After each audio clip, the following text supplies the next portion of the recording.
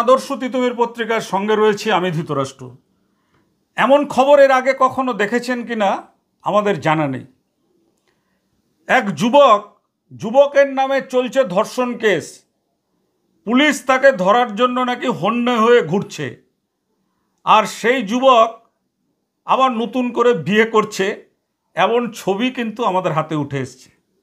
আচ্ছা, আপনারা জানতে চান তো যে কোথাকার ঘটনা, কি ঘটনা?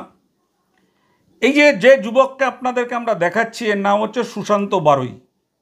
এই যুবকের কাজই হচ্ছে বিভিন্ন জায়গা থেকে বিভিন্ন বউ মেয়েদের ফুসলিয়ে নিয়ে তারপর তাদের সঙ্গে সম্পর্ক গড়ে তুলে তারপর তাদেরকে ছেড়ে দিয়ে আবার নতুন করে সম্পর্ক করা। এইরকমভাবে দিনের পর দিন চলছে। এই যুবকের বাড়ি হচ্ছে ঘোলা থানা এলাকার যুগবেরিয়া লোটাস ক্লাবের পাশে। নাম হচ্ছে সুশান্ত বারুই।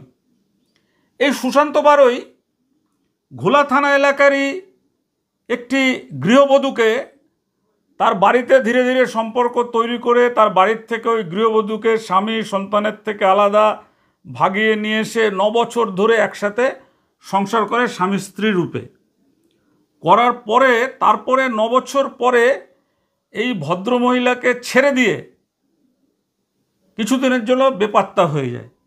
কোথায় গেল এই ভদ্রমহিলা খোঁজ ফোন করছেন, তাকে গালিগালাজ করছে, যেখানে ফার্নিচারের কাজ করে সেখানে গেলে তাকে মারধর করছে।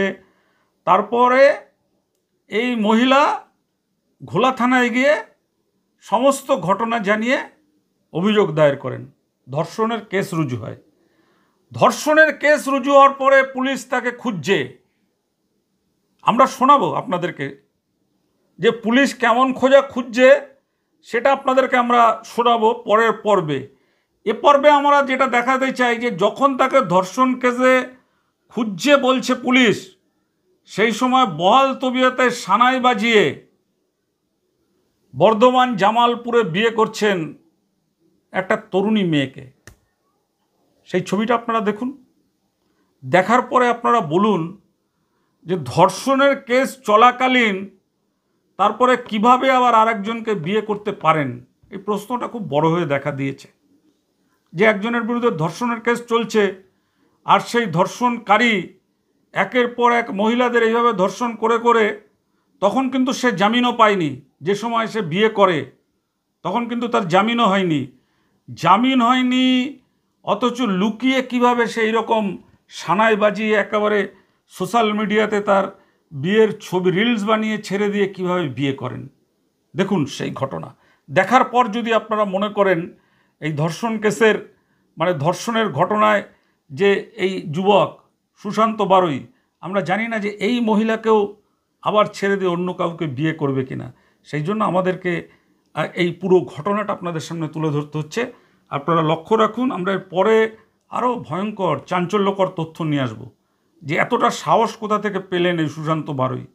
কিভাবে ধর্ষণের কেস চলাকালীন আবার নতুন করে মানুষের তো একটা আতঙ্ক থাকে, ভয় থাকে যে আমার বিরুদ্ধে ধর্ষণের কেস চলছে, আমার জামিন হয়নি, তখন আবার একটা নতুন করে সংসার, একটা বিয়ে, সানাই বাজানো, এগুলো কি ঠিক? আপনারা কি বলেন কমেন্ট করুন। তিতুমির কিন্তু আপনারা জানবেন সবসময়ের জন্য একটা অন্যরকম খবর আপনাদের সামনে তুলে ধরতে চায়। যে খবর হচ্ছে সমাজ জাগরণের জন্য খবর, যে খবর হচ্ছে সমাজের মানুষ যাতে ভালো থাকে, সেই জন্যই কিন্তু আমাদের আজকের এই প্রতিবেদন। দেখুন, ধর্ষণের আসামি পুলিশ খুঁজছে, আবার নতুন করে বিয়ে করছে। দেখুন সেই ছবি।